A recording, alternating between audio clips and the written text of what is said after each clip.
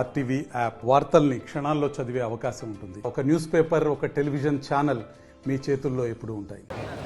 10వ తరగతి పరీక్షలకు సర్వం సిద్ధమైందని చెప్పుకోవచ్చు. మరికొద్ది క్షణాల్లో పరీక్ష కూడా ప్రారంభం కాబోతుంది. అయితే పూర్తిగా మనం ఒకసారి చూపెట్టే ప్రయత్నం చేస్తున్నాం. ఉమ్మడి ఆదిలాబాద్ జిల్లా వ్యాప్తంగా పరీక్షా కేంద్రాల పరిస్థితి ఏంది, పరీక్షా కేంద్రాలు ఏ విధంగా ఉండబోతున్నాయి, ముఖ్యంగా ఇటు విద్యార్థులు కావచ్చు అటు విద్యార్థినులకు కావచ్చు ఏ విధమైన సౌకర్యాలు కల్పించారనే దానిపై పూర్తిగా ఒకసారి చూసే ప్రయత్నం చేస్తున్నాం. ఉమ్మడి ఆదిలాబాద్ జిల్లా వ్యాప్తంగా మనం కనుక చూసినట్టు కనుకైతే ఆదిలాబాద్లో 10,511 మంది పూర్తిగా విద్యార్థులు పరీక్ష రాస్తున్న పరిస్థితి కనబడుతుంది. దాంట్లో బ్యాక్లాగ్ సంబంధించింది 106 మంది విద్యార్థులు పరీక్ష రాస్తున్నారు. అటు ఆసిఫాబాద్ కనుక మనం ఒకసారి పరిశీలించినట్టు కనుకైతే ఆసిఫాబాద్లో పూర్తిగా 9,288 మంది పరీక్ష రాస్తున్న పరిస్థితి కనబడుతుంది. అయితే 52 పరీక్షా కేంద్రాలు ఉన్నాయి. అటు నిర్మల్ చూసినట్టు కనుకైతే నిర్మల్లో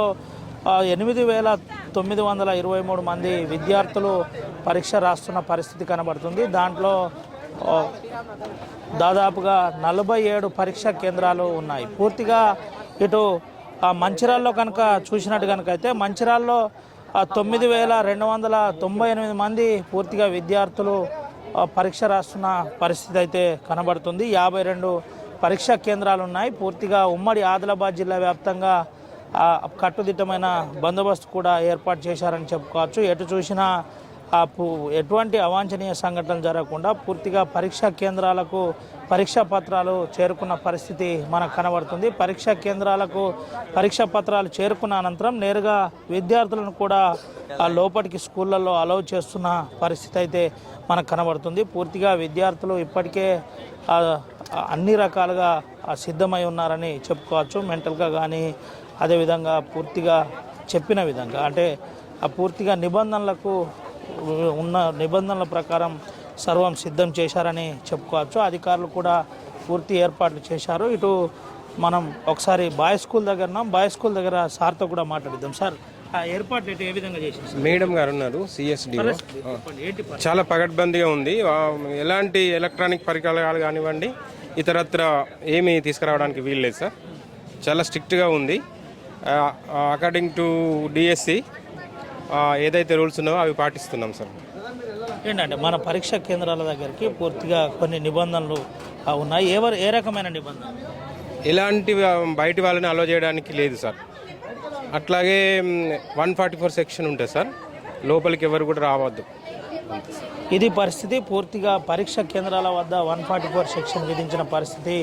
ఎవరు కూడా లోనికి రాకుండా పోలీసులకు బందోబస్తు ఏర్పాటు చేశారు. ప్రధానంగా పోలీసులు ఒకటే విషయం చెబుతున్నారు, 144 సెక్షన్స్ ఉన్నాయి కాబట్టి ఎవరు కూడా పరీక్షా కేంద్రాల చుట్టుపక్కల ఉండొద్దని చెప్పిన పరిస్థితి అయితే కనబడుతుంది. అది చెబుతూ మరోపక్క పూర్తిగా పరీక్షా కేంద్రాలకు సంబంధించిన పలు జాగ్రత్తలు కూడా తీసుకుంటున్న పరిస్థితి అయితే కనబడుతుంది. పరీక్షా కేంద్రాలతో పాటు ఇటు పోలీసులు కూడా బందోబస్తు ఏర్పాటు చేసిన పరిస్థితి కనబడుతుంది. ముఖ్యంగా టీచర్లకు సంబంధించి పలు ఇన్స్ట్రక్షన్స్ ఇవ్వడం జరిగింది.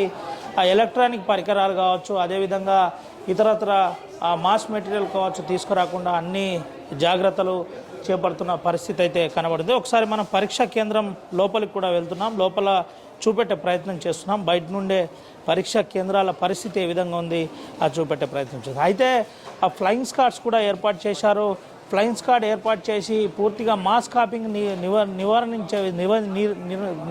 నియంత్రించే విధంగా పూర్తి ఏర్పాట్లు చేశారని చెప్పుకోవచ్చు. మాస్ కాపింగ్ జరగకుండా ఫ్లయింగ్ స్క్వాడ్ కట్టుదిట్టమైన భద్రత కూడా దీనిపై సీరియస్గా పరిశీలిస్తున్న పరిస్థితి అయితే కనబడుతుంది. ఇన్సులేటర్ కావచ్చు, అదేవిధంగా విద్యార్థులకు సంబంధించిన అత్యవసర ఏ అవసరం ఉన్నా వెంటనే వారికి సౌకర్యం కలిగే విధంగా చేసే ప్రయత్నం అయితే ఇటు చేస్తున్న పరిస్థితి కనబడుతుంది. మరోపక్క దూరతీర ప్రాంతాల నుంచి వచ్చే విద్యార్థులకు 5 నిమిషాలు సడలింపు ఇచ్చారని చెప్పుకోవచ్చు. గతంలో ఉన్న ఇంటర్మీడియట్ నిబంధన ప్రకారం కాకుండా ఈసారి 5 నిమిషాల రిలాక్సేషన్ ఇచ్చిన పరిస్థితి కనబడుతుంది. అయితే పూర్తిగా ఒకసారి మనం ఇటు మేడంతో కూడా మాట్లాడించే ప్రయత్నం చేద్దాం. మేడం,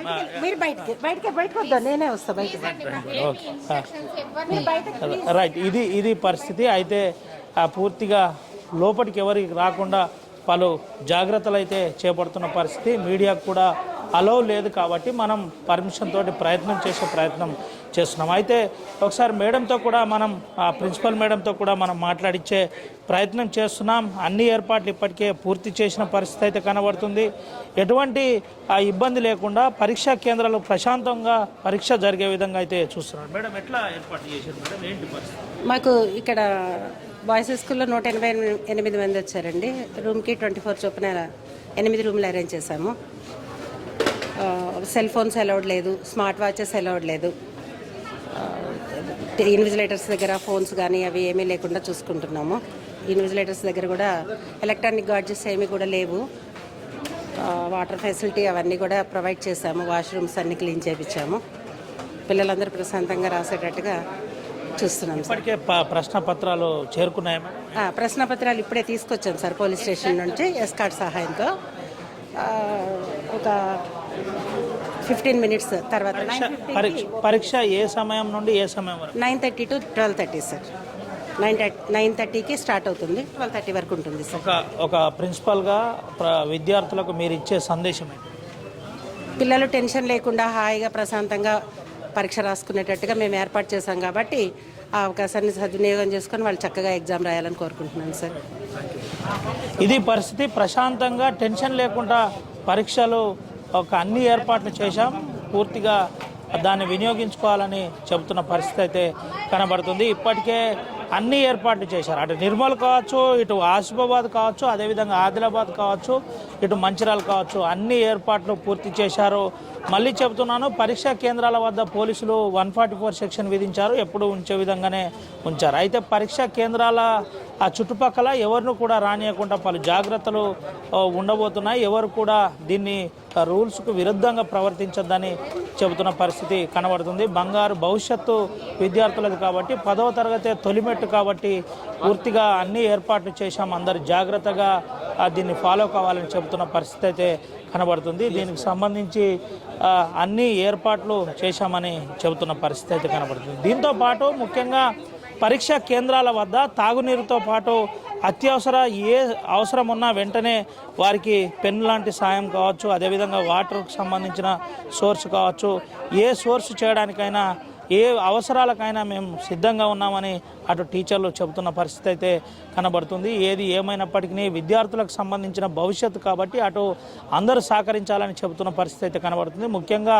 పరీక్ష ప్రారంభమైన తర్వాత ప్రధానంగా పరీక్ష మరికొద్ది క్షణాల్లో ప్రారంభం కాబోతుంది. ప్రారంభమైన అనంతరం ఇటు జిరాక్స్ సెంటర్లు అన్నీ కూడా బంద్ చేస్తారు. జిరాక్స్ సెంటర్లు పరీక్షలు పూర్తి అయితే తప్ప ఎట్టి పరిస్థితుల్లో జిరాక్స్ సెంటర్లు ఓపెన్ చేసేది లేదు. అది నిబంధన అని చెబుతున్న పరిస్థితి అయితే కనబడుతుంది. దీనికి సంబంధించి అన్ని జాగ్రత్తలు చేపట్టామని చెబుతున్నారు. ప్రతి పరీక్షా కేంద్రాల వద్ద పూర్తిగా పోలీసు బందోబస్తు ఏర్పాటు చేశారు. ఎటువంటి ఇబ్బంది లేకుండా చూస్తున్నారు. పేరెంట్స్ కూడా పంపిస్తున్నారు. పేరెంట్స్ను చుట్టుపక్కల ఉండకుండా జాగ్రత్తలు తీసుకుంటున్నారు. విద్యార్థులు అయితే కూల్గా ఉండి ఎగ్జామ్స్ రాయాలని చెబుతున్న పరిస్థితి కనబడుతుంది. ఈ రోజు నుండి ప్రారంభమయ్యే పరీక్షలు ఏదైతే ఉందో నేరుగా 30వ తేదీ మార్చి వరకు ఉంటుంది. దీనికి సంబంధించి అన్ని ఏర్పాట్లు చేశాం అని అటు విద్యాశాఖ కూడా చెప్పిన పరిస్థితి అయితే కనబడుతుంది. ఏది ఏమైనప్పటికీ పరీక్షలు ప్రశాంతంగా కొనసాగే విధంగా చూడాలని ఆర్టీవీ కూడా అప్పీల్ చేస్తుంది. కెమెరా సుమంతో రవినాయక్, ఆర్టీవీ, ఆదిలాబాద్ నుండి. మరిన్ని వీడియోస్ కోసం ఛానల్ ని సబ్స్క్రైబ్ చేయండి. లేటెస్ట్ అప్డేట్స్ కోసం వాట్సాప్ ఛానల్ ని ఫాలో చేయండి. అండ్ లింక్ డిస్క్రిప్షన్ లో ఉంది.